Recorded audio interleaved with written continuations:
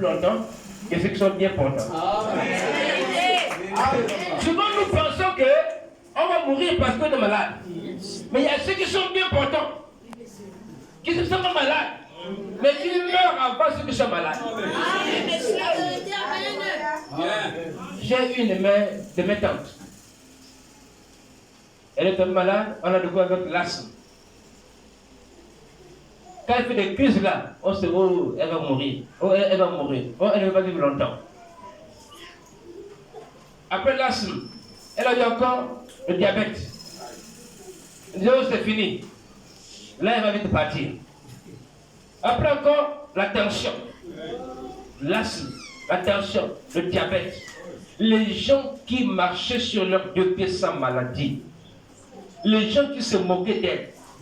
Qui pensaient qu'elle allait vite mourir. Parce qu'elle souffrait tellement beaucoup, ils sont partis avant elle. Aujourd'hui, elle a plus de 20 ans avec cette flamme maladie. En 20 ans, combien sont partis qui étaient importants? Tu as oh, il est mort par accident. Oh, il est perdu en brousse. Oh, il a eu tel problème. Oh, il est mort par crise cardiaque. Frère, c'est pas ça. Amen. Nos vies sont entre les mains de Dieu. Ne paniquez pas parce que tu es malade. Si Dieu n'a pas dit son dernier mot, peu importe la maladie, Dieu va te guérir. Alléluia. N'ayez pas peur des démons. Peu importe les noms que les sciences donnent. Oh, ça c'est la tension. Oh, ça c'est le diabète. Oh, ça c'est. Oh, là tu es fini. Oh, maladie incurable. Ce qui est incurable pour les hommes, devant Dieu c'est curable. Combien de gens qui avaient le sida qui étaient guéris? Beaucoup de frères, beaucoup de sœurs qu'on a prié, ils reviennent avec des résultats positifs. Quand ils partent après la prière, ils reviennent négatifs. Alléluia. Amen. Mais c'est nous qui avons peur des démons. Nous tremblons.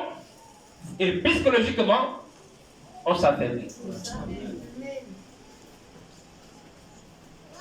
Un monsieur comme ça, il se réveille un peu matin, il regarde le miroir. Oh, j'ai maigri, hein. J'ai maigri. On dit que j'ai le sida. Lui-même, hein, il a créé le sida lui-même. Et je devrais dire, oh, ça c'est le si. C'est la diarrhée avec la toux. Là, la diarrhée a commencé là. Non, on dit que c'est ça. Amen. Après une semaine, la toux. La toux est venue. Lui-même, il a en train de créer son sida. Et les signes ne font que venir. Alléluia. Parfois, nous attirons les zones négatives. Par rapport à ce que nous pensons.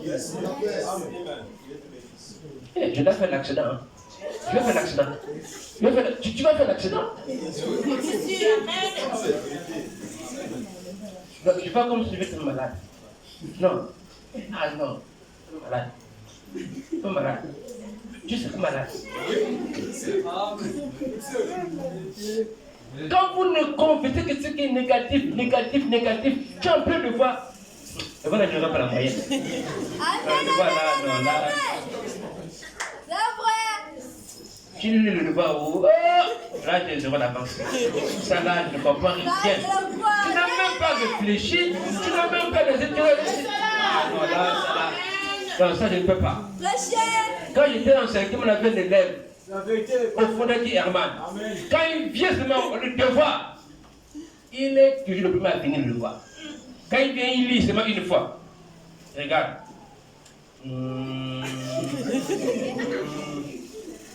Au fond qui Herman.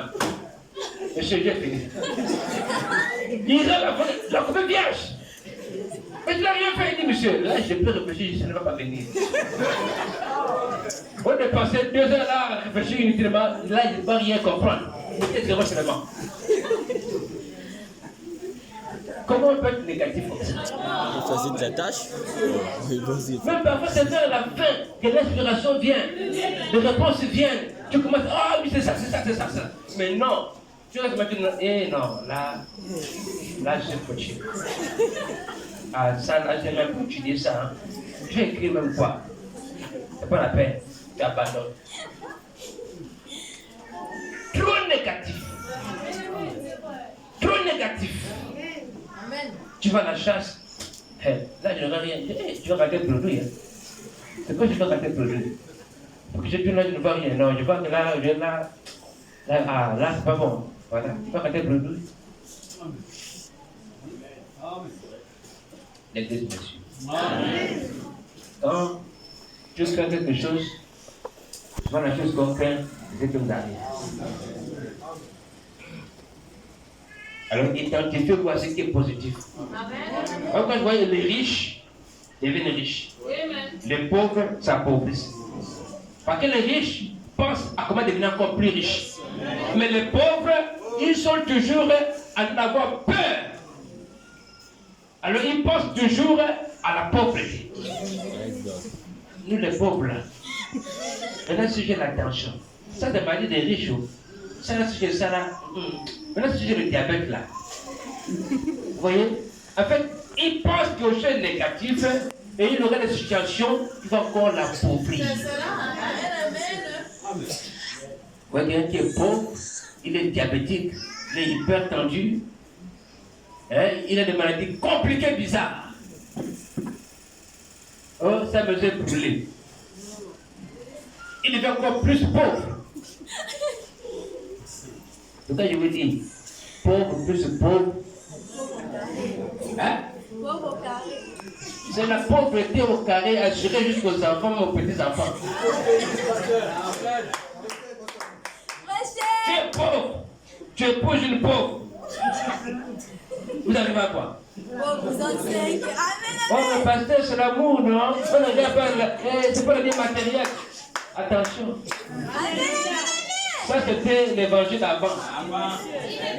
Les temps ont changé. Est-ce qu'on peut dire un amen? Le frère est pauvre. La soeur est pauvre. Vous mariez ensemble. C'est quoi? Pauvre au carré. Amen, amen.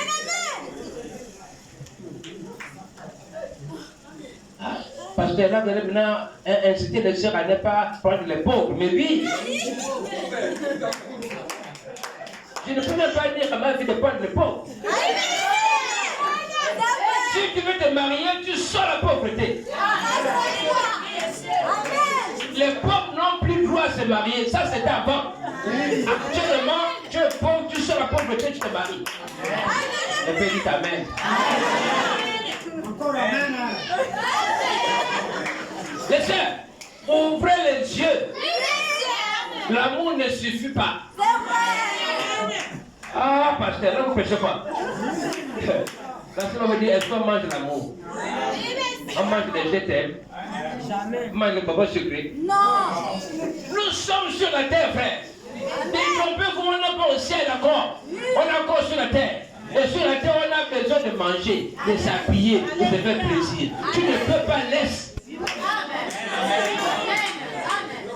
Amen, amen, amen. Le célibat est une bénédiction. On est célibataire, on est heureux.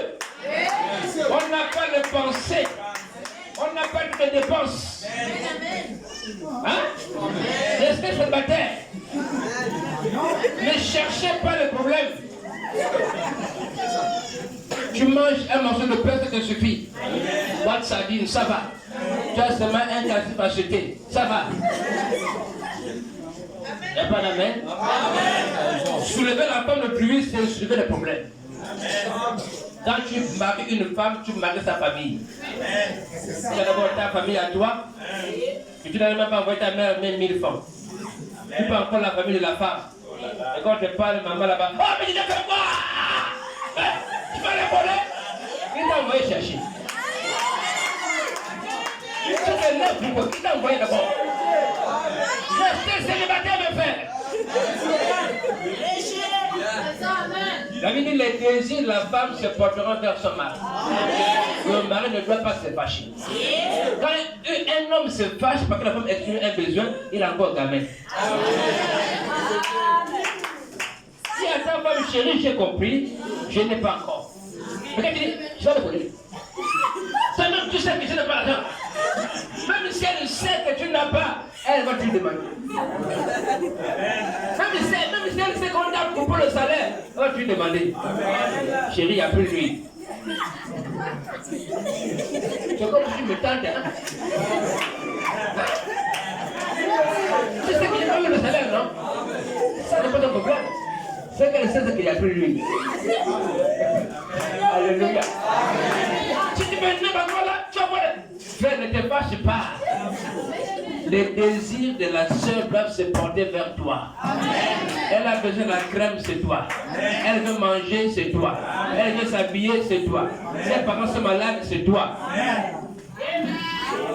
Vous ne voulez pas que vos femmes travaillent. Il faut maintenant endosser. Quand la femme veut faire un peu le bricot là, je ne veux pas que tu travailles. Maintenant, quand elle veut te faire une demande, tu viens mourir avec le souci. Dans la chambre, tu ne sors plus. Tu as de penser, de penser, de penser. Tu meurs là, on va te remplacer.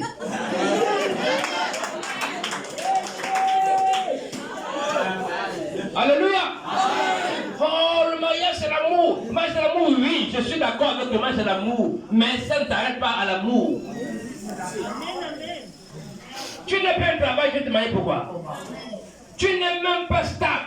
Tu ne t'organises pas. Tu ne te débrouilles pas. Ce qui m'importe, c'est pas le travail de fonctionnaire. Tu peux ne pas être fonctionnaire, mais tu es stable. Amen. Tu es un battant, un débrouillard. On voit, regarde lui, il peut.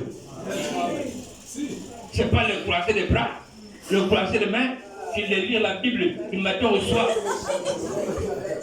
Alléluia! Et la bonne chose ici, tu es merveilleux, frère.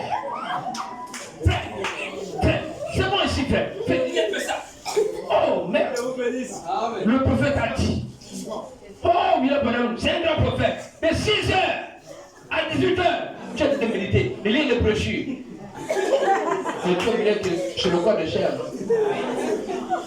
À 18h maintenant, on a peut-être un peu faim. Ah, ça. Là, manger un peu faim.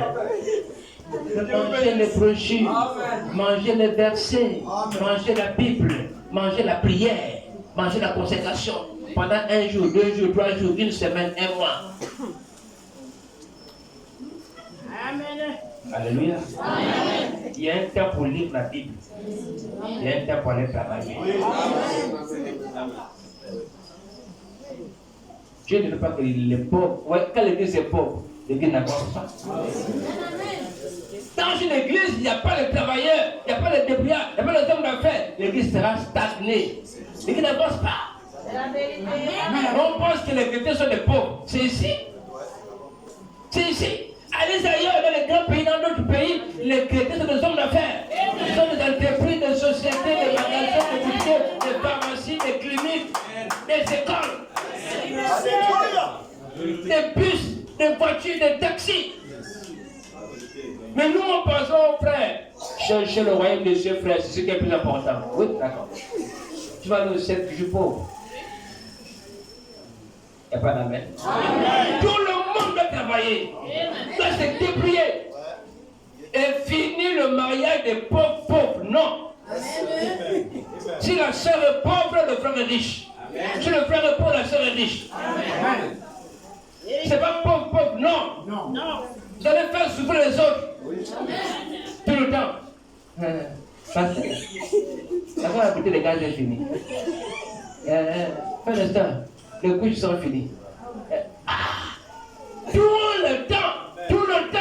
On doit payer la fin de couche, on doit payer le lait, on doit payer le gaz, on doit payer les unités, quand même tous les jours. Qui vous a envoyé? La femme élève, le mari élève, pasteur veut faire des fréquentations. Quelle fréquentation? Vous voulez fréquenter quoi?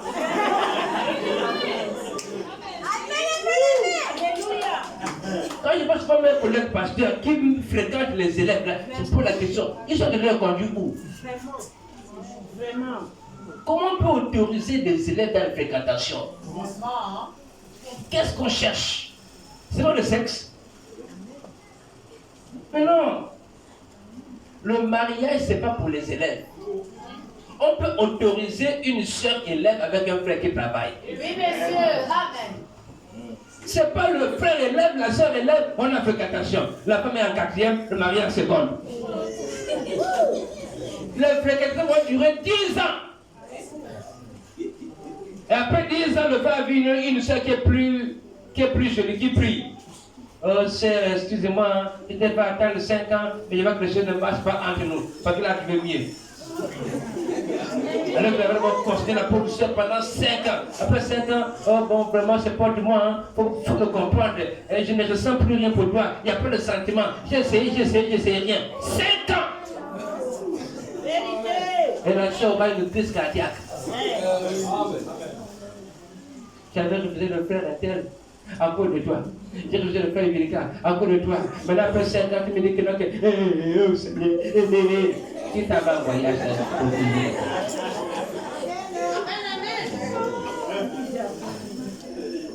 Comment tu peux appliquer les fréquentations avec un élève? Vraiment. Il va te donner quoi? La question. Lui-même, d'abord, les parents lui donnent. Maintenant, tu peux demander oui. Oui. J'ai déjà dit oui. Tu as dit oui. Je ne peux plus changer. J'ai déjà dit oui. Il faut que oui soit oui. Je veux que tu fasses ça non. Ma police. Les frères n'osent même pas. Je vous prends même depuis là-bas. Ne viens pas me voir pour dire, pasteur, maintenant je vais me marier. Je sais que tu es encore élève. Même pas à l'université, c'est pas encore le travail. Sauf si tu me dis que tu es élève et tu es un homme d'affaires. Oui? Élève, tu as une voiture. Élève, maison en location. Élève, tu as le poulailler. Élève, tu as le mouton. Hein? Élève, mais tu as des boutiques. Là, c'est bon. Quand je vois, oui, la soeur, quand même, ça va aller. Mais c'est pas élève. Avec les chemises délavées. Élève. Les pantalons, on a mis le fil percé troué. Élève. Chaussettes percées. Ah, après, laissez ça. Faire l'école. Hein? Faites d'abord l'école. Nous ne voulons plus un amour.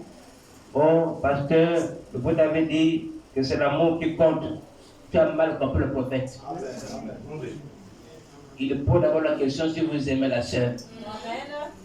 Ensuite, il pose la question, est-ce que tu as un endroit où amener la sœur? Après, il pose la question, est-ce que tu as de quoi subvenir à ses besoins? Il faut bien être le prophète. C'est ça, amen. Tes besoins à toi seul, tu n'arrives pas. Et tu dois ajouter encore les besoins de l'autre. L'autre est bien chez ses parents. Tu veux l'enlever pour l'amener à la souffrance. Bon, on va commencer comme ça, Dieu va venir demain. Les sœurs, n'acceptez pas. Amen, amen, amen. Dis frère, va d'abord travailler. Amen. Va t'organiser. Quand tu seras prêt, si tu es encore libre, tu reviens. Si je suis plus libre, c'est pas un problème. On avance. Il n'y a pas d'amen. Amen. Oh, pasteur, vraiment, je suis en train de le voir comme si Dieu, tu me dis que vraiment, hein, la sœur Leïla, il faut que vraiment je puisse te le parler. Tu vas le parler comment? Évitez ça. Amen. Ok, dit frère, le célibat c'est une bénédiction. Croyez-moi, le célibataire, quand il rentre le soir chez lui, il n'a pas dit qui tu es où? C'est là que tu viens. Hein? Tu as fini le travail à 12h, tu rentres à 18h. Non, le célibataire, quand il finit son travail, il peut se balader, il est libre de rentrer à l'heure qu'il veut. Il n'a pas de compte à rendre à qui que ce soit. Il n'a pas de surveillance. Son téléphone est tranquille. Il peut même ne pas mettre le code. Mais pendant que tu dors, ton téléphone, on est en train de chercher le code. On cherche le code. On cherche le code. On fouille. Qu'est-ce qu'on cherche? Les sœurs, on n'a pas besoin de fouiller le téléphone de son mari. Une bonne femme ne fouille pas le téléphone de son mari. Amen. Sans sa permission. Amen. Qu'est-ce que vous cherchez? Hein? Arrêtez ça. Vous pouvez même le faire à mettre le code, après lui-même son code. Le téléphone est bloqué. Afin de mettre le code.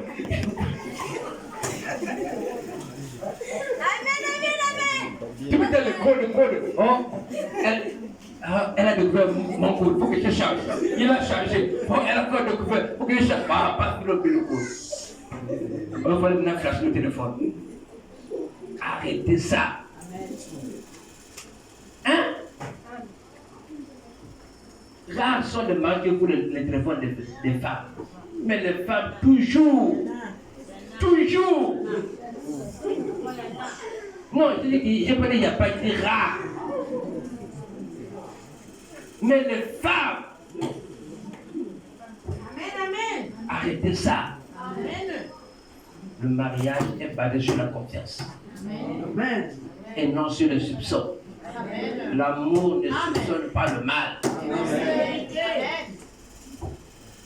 Des fois, il y a même des païennes qui vont draguer tout le monde par le téléphone. Lui, il n'a rien à voir avec ça. Mais quand tu fais le message là, tu vas t'en mourir. Un jour, je sors de l'église, je parle avec des jeunes frères. Paf, mon téléphone sonne. Je regarde, c'est un message. Oh chérie, quand tu m'en avais fait l'amour la première fois, qu'est-ce que tu avais ressenti?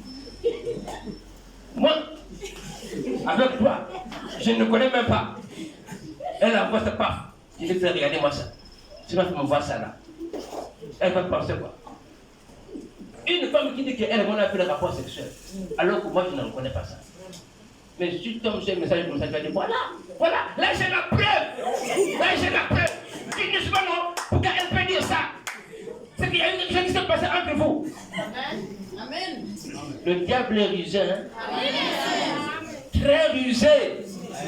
Quand il veut détruire un foyer, il va faire des montages. Et quand tu regardes, quand tu et moi on a fait les rapports la première fois, c'est qu'il y a eu une deuxième fois. Qu'est-ce que tu as fait ressentir? Chérie, je ne connais pas ça. Ah, tu m'as 90% pour le voleur, 1% pour le prêteur.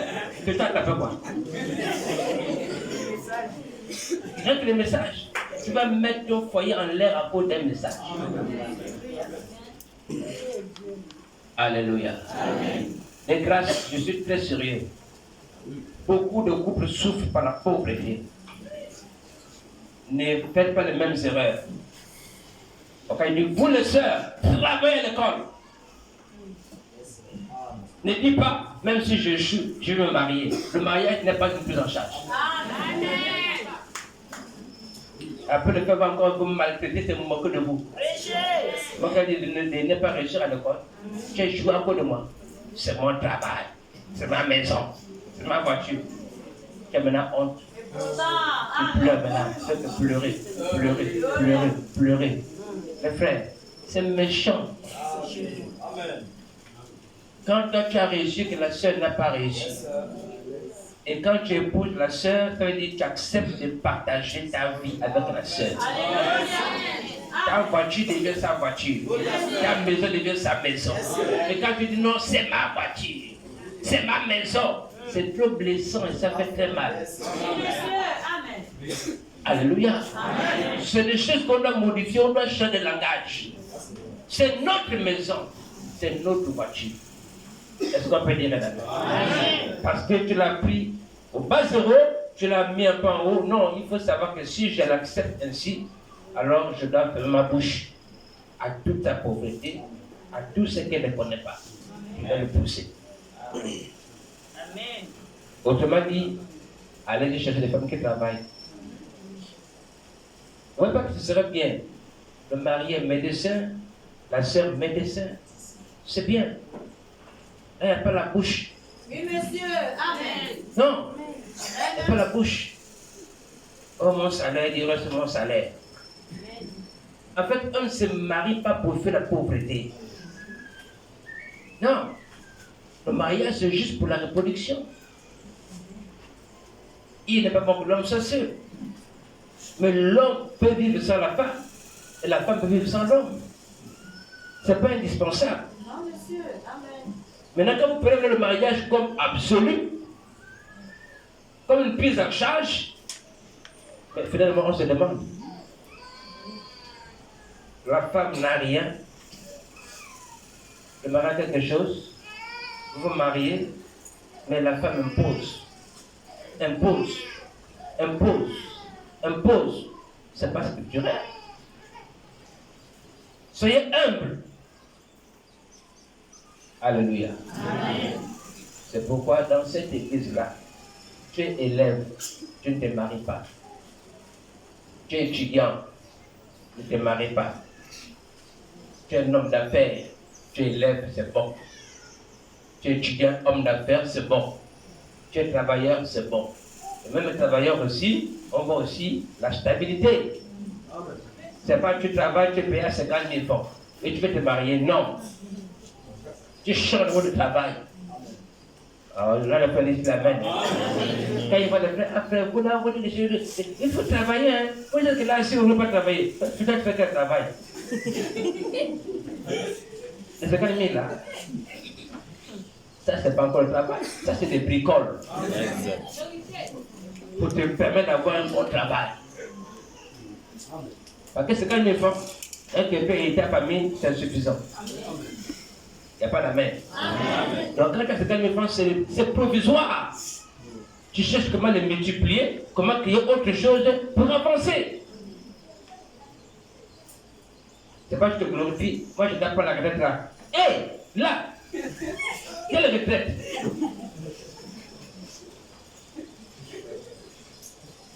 Alléluia. Amen. Frère, vous devez vous révolutionner. Si mes parents étaient pauvres, ce n'est pas de ma faute. Mais si je meurs pauvre, c'est de ma faute. Vous comprenez ça? Si mes parents étaient pauvres, si je suis né pauvre, ce n'est pas de ma faute. Mais si je meurs pauvre, c'est de ma faute. Même si tu ne sais pas lire et écrire, tu meurs pauvre, c'est de ta faute. Parce que la réussite, le succès, le bonheur ne dépend pas seulement de savoir lire et écrire. Non. Il y a des gens qui ne savent pas lire et écrire, mais qui sont des entrepreneurs, qui sont des chefs, qui dirigent des entreprises.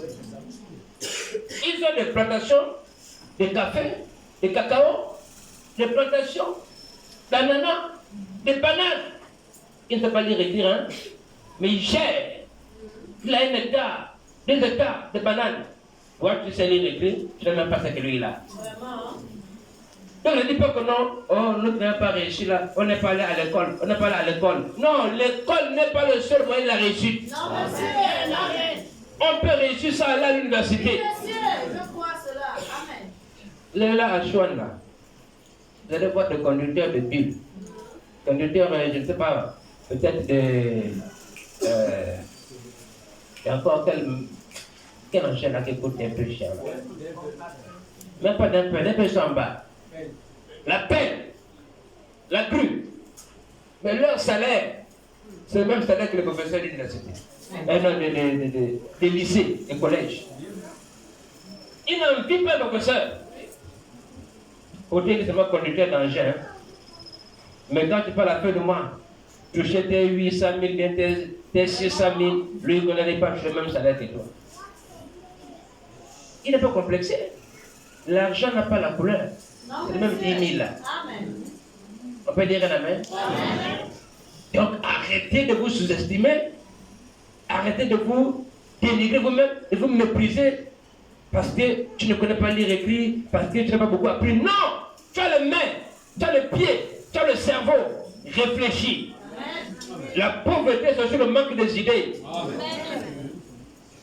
Même les personnes handicapées réussissent. Vraiment. Par rapport à toi, tu dois créer avec tous les membres normaux. Tu joues au fainéant. Là, je connais un handicapé de 2 pieds paralysé, mais il a construit une maison dure.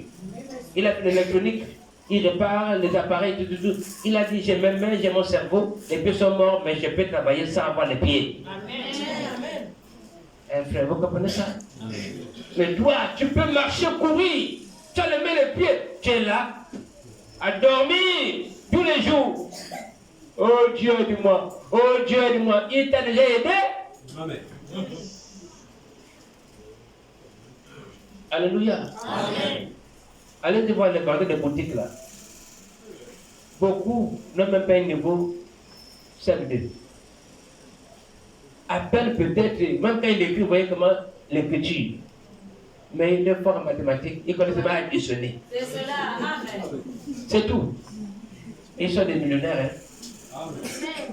Par jour, ce qu'il faut rentrer dans les boutiques là, c'est des millions. Amen. Des centaines de mille. Maintenant, tu dors.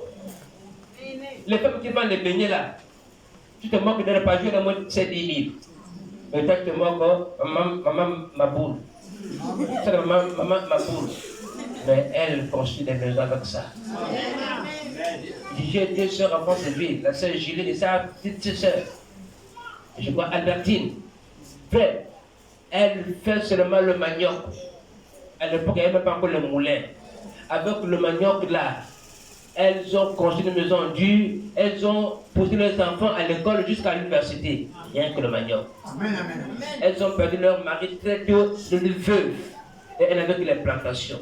Quand elle a fait un traitement chalon, tu sens que la pomme est dure.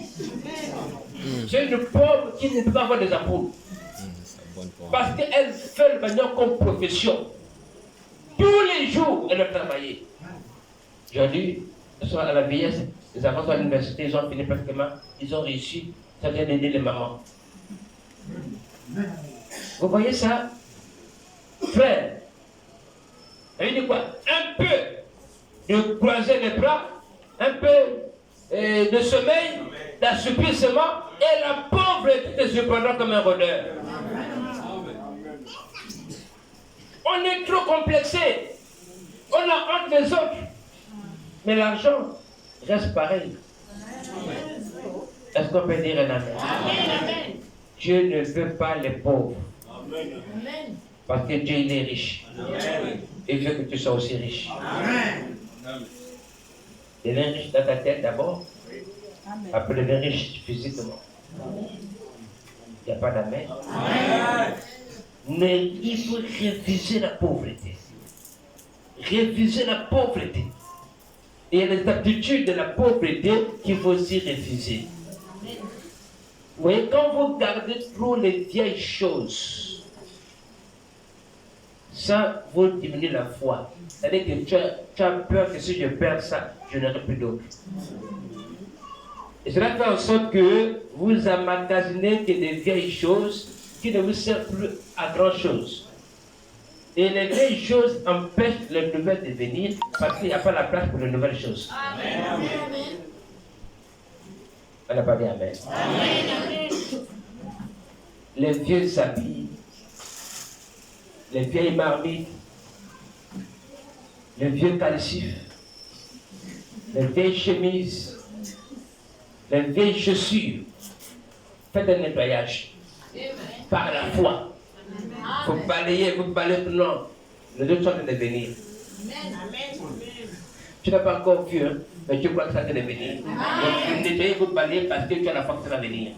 Mais comme tu n'as pas la foi, on ne sait jamais. Et vous allez toujours emmagasiner les vieilles choses. Et à un moment, vous aurez un problème d'espace et ça va vous encombrer la maison. Vous rentrez dans la chambre de la sœur, vous trouvez des tas de années qu'on a fait, des années de mois qu'on ne porte pas. À quoi ça sert d'avoir un habit que je peux faire 1 an sans porter? Ça n'a pas de sens.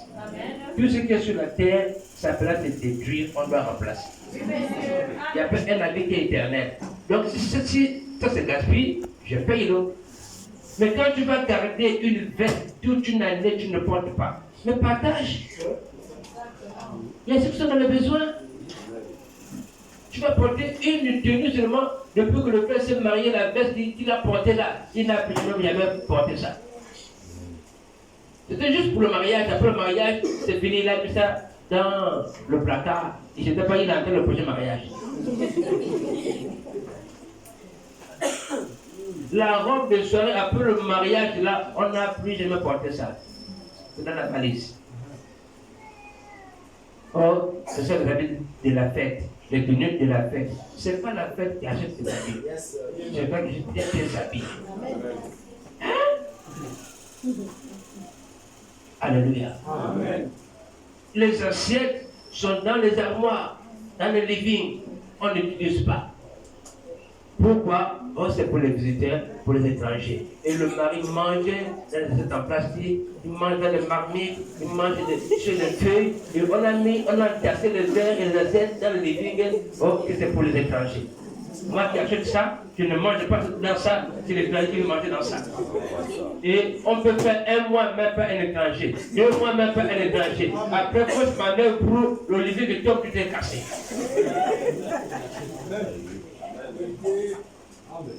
Alléluia. Amen. Même si cette doit se casser, on va toujours remplacer. Amen. Voyez-moi, la preuve quand il n'y a plus rien, on l'achète. Donc, enlevez le doute, mettez la foi même dans les choses comme ça. Alléluia. Amen. Je veux que l'Église puisse sortir de la mentalité de la médiocrité, de la pauvreté, pour avoir un esprit de grandeur dans ce que vous faites. Rêvez grand, pensez grand, devenez grand. Mais quand je ne pense que petit, ça reste que petit aussi. C'est ça. Hein? Ayez une vision un peu élargie. Votre réfléchir de très loin. Alléluia. Amen. Vous devez faire un jardin de 5 mètres carrés, peut même 15 mètres carrés. Vous devez faire un champ de 20 mètres carrés, peut au moins 1 demi-hectare. Voyez un peu loin, pensez un peu loin. Ne sois pas pauvre toute ta vie. La pauvreté doit être pour une période, pour une situation, une circonstance, et non toute ta vie. Non. Commencez à croire que demain sera meilleur qu'aujourd'hui. Je souffre aujourd'hui, mais demain je serai bien. Mais quand tu dis, nous les pauvres là, non, vous comprenez en vous la négativité. Nous les pauvres, ça veut dire quoi? Il y a même les qui sont pauvres et qui vivent bien et qui ont la joie. Alléluia. Amen. Il faut avoir la foi de croire que demain sera meilleur. La foi de croire que oui, tout est possible. Tout est possible. Tout est possible. Tout est possible. Même si tu es une sœur, vous vous souvenez, tu as 4 enfants, tu n'as pas de mari. Croire qu'un jour tu auras le mari. Amen. Tout est possible.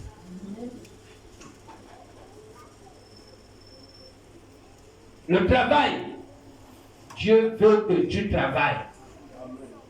Si tu as fait une formation pour un métier et qu'après la formation, tu n'as pas encore travaillé, ne croise pas les bras. En entendant la formation pour laquelle tu as étudié, tu trouves autre chose à faire. Il y a des gens qui ont 2 métiers dans leur vie, 3 métiers, 4 métiers. Pourquoi? Ils cherchent comment s'en sortir dans la vie. Je suis, peut-être, je ne sais pas trop, professeur d'anglais. Mais je ne trouve pas le travail. Je change. Je fais autre chose pour survivre. Où est la foi? Si l'Église est pauvre, les âmes sont pauvres, personne ne peut aider l'autre, ne peut soutenir l'autre. Dans la famille, personne ne peut aider l'autre, ne peut soutenir l'autre. Alors on va où? On va mourir même par manque d'une seringue. On mourra parce qu'on n'a pas 100 000. On mourra pour 50 000. Ça sonne mal parce qu'on n'a pas ça. Je sais qu'avoir beaucoup d'argent, ça va avoir beaucoup de problèmes. Mais mieux vaut en avoir pour les résoudre. Que de ne pas en avoir et avoir peu de problèmes, mais tu n'arrives pas à les résoudre. Avoir beaucoup d'argent, c'est pas un péché. Les gens mal compétents, Jésus disait que non, il est plus difficile à un homme riche de remplir le royaume des cieux. Il est plus facile à un chameau de passer par le Dieu de Dieu. Ils ont dit non, les riches n'iront pas au ciel. Qui nous a menti comme ça? Quand on est riche et qu'on a Dieu, on gère sa richesse. Amen. Mais quand on est riche et qu'on n'a pas Dieu, on a de fortes chances de partir en enfer. Alléluia. Amen. Nous devons être riches. Dieu doit nous élever. On doit avancer. On doit réussir. Amen. Alléluia. Oui, messieurs, soyez positifs. Mettez la foi en action. Aujourd'hui, je mange le pain sec. Demain, je mangerai le pain au beurre. Je mange le riz aujourd'hui. Demain, ce sera le riz tchèque. Alléluia. Donc, quand vous vivez, ne regardez pas aussi sur votre présente. Regardez à la foi. Arrêtez de pleurer pour les situations actuelles. Ça va changer un jour. Amen. Est-ce que l'Église me suit? Nous prions un Dieu vivant. C'est parce que nous n'avons pas encore demandé assez.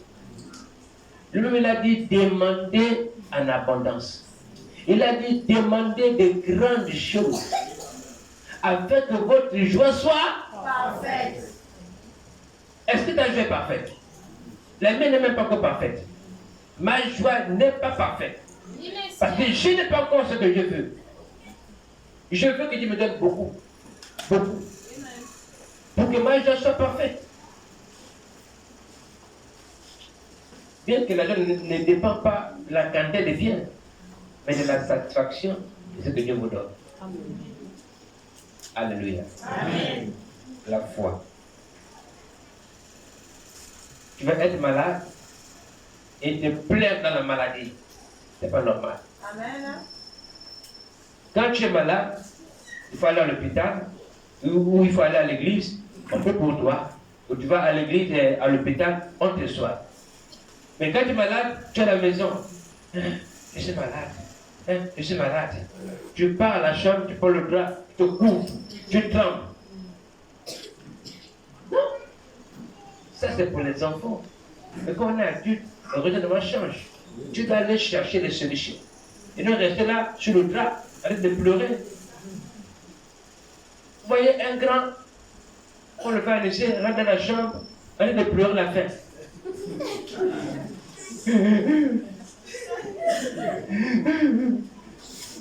Allez, essayer. Ah, laissez-moi la faim. Ça n'a pas de sens. Ça, c'est pour les enfants. Tu dois sortir de la chambre, aller chercher la nourriture. Tu sais des solutions. L'Église me suit? Amen. Oui, frère. En fait, ne restez pas là à gémir sur votre sort. Allez chercher des solutions.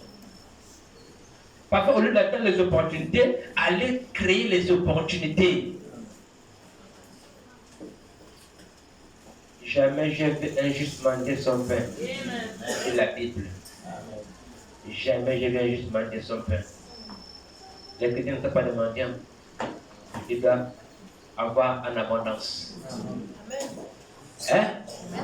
Tu deviendras une source de bénédiction. Je rendrai ton nom grand. Je bénirai ceux qui te béniront. Je maudirai ceux qui te maudiront. L'Éternel est mon berger. Je ne manquerai de rien. Je ne manque pas la nourriture. Je ne manque pas la joie. Je ne manque pas la paix. Je ne manque pas les chaussures. Je ne manque de rien. Si je manque, c'est pour une situation, pour une circonstance, mais ça doit revenir. Si je manque le téléphone, c'est pour un temps, ça doit revenir. Je manque la nourriture, c'est pour un temps, ça doit revenir. L'Éternel est mon berger, je ne manquerai de rien. Dieu ne veut pas que tu souffres du 1er au 30, 1er au 30, 1er au 30, 1er au 30, un mois, 2 mois, 3 mois, et quand tu sors de là, il n'y a pas de bénédiction. C'est faux. Si Dieu vous met le test, après le test, il bénit. Mais vos tests là ne font que partir, pas de bénédiction, ce sont les tests. Tu as mal compris Dieu. Moi, les choses de ma vie, les choses de mon corps, je suis sur la terre pour accompagner les autres. Je suis sur la terre pour souffrir. Je suis sur la terre. Ce que tu confesses, c'est ce qui va arriver. Tu viens accompagner les autres qui réussissent. Tu es venu pour souffrir. C'est ce qui va arriver. Tu es venu pas pour souffrir. Tu es venu manifester la puissance de Dieu sur la terre. Tu es venu élever son nom sur la terre. Tu as dit, il rendrait ton nom grand. Alléluia. Donc quand tu es à l'école, quand tu devais réussir, Tu travailles, je vais réussir. Ce que tu fais, pourquoi je vais réussir. Tu dois acheter une voiture pour faire clando. Tu dis maintenant si j'achète la voiture là, pour faire clando. Maintenant si la voiture fait l'accident, je vais faire la... Enfin, tu te conçois déjà des idées négatives. Maintenant si je fais un hectare et qu'après maintenant l'éléphant passe par là pour manger les bananes. Hein? Maintenant c'est... Ah non, c'est aussi un risque. C'est un risque aussi. Hein? Il n'y a pas de métier sans risque. Tout est risquant. Mais la foi essaye. La foi ne regarde pas au risque. La foi croit que ça va marcher. Et quand tu joues, tu ne te décourages pas. Tu continues à croire. Je vais faire autre chose. Je vais faire autre chose. C'est ça la foi. Nous tous, on est passés par les échecs. Vraiment, un chrétien solide dans la foi est passé au moins une fois dans l'échec. Ne pense pas que parce qu'on prie, tout va être rose jusqu'à la fin. Non. Ou bien que non, parce qu'on prie, on est immunisé contre le péché, contre la maladie. Non. Au contraire, nous sommes exposés. Le malheur atteindra souvent le juste, mais Dieu l'en délivre toujours. Tu peux être malade, mais Dieu va te guérir. Tu peux jouer, Dieu va te relever. Le malheur atteindra souvent le juste, et Dieu l'en délivre toujours. Changer de mentalité, mes frères. Cherchons Dieu, nuit et jour. On va le croiser, on va le trouver. Si d'autres l'ont fait avant nous, ils l'ont vu, ils l'ont croisé, nous aussi, ce serait possible. Amen. N'imaginez pas Dieu, oh Dieu au ciel. Oh Dieu il est au ciel. Non, Dieu n'est pas au ciel, Dieu est dans ton cœur. Amen. Il est là. Quand vous priez, oh Dieu, il t'écoute. Il entend tes cris. Il entend ta voix. Mais il regarde vos motifs, vos objectifs. Seigneur, je veux la voiture. Pourquoi tu veux la voiture? Il regarde le motif, et là, il n'est pas encore prêt. C'est la voiture, là, il va m'abandonner. Vous savez, un jour, un prédicateur devait aller prêcher dans un village, au moins à 5 km. Il devait marcher pour aller prêcher. Alors, il s'est réveillé à 5 heures, il commence à marcher. Peut-être comme d'ici, peut-être on taille. En cours de route, le ciel commence à s'obscurcir. Il fait noir, le nuage se forme. Il dit au Père, je ne peux pas prêcher ta parole. Je la dis dans mes mains. Père, arrête la pluie. Il ne faut pas que je me mouille.